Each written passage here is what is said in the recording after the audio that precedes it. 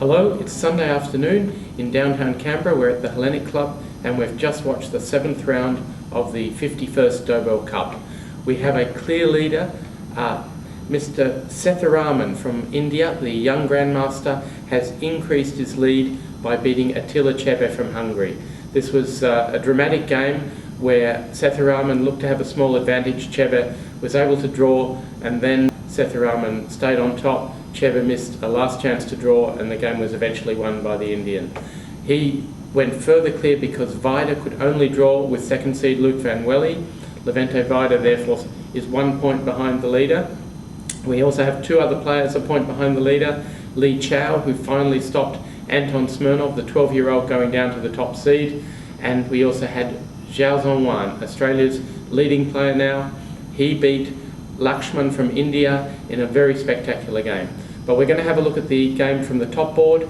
This is where the players have just reached move 40 and Sethuraman is to move.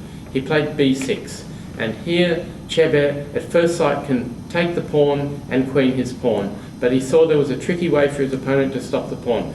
He thought therefore he should come back with his king. He played king d7 and after king d3 he suddenly realised his intended bishop f2 would allow white to play knight e5 check and then knight takes g6.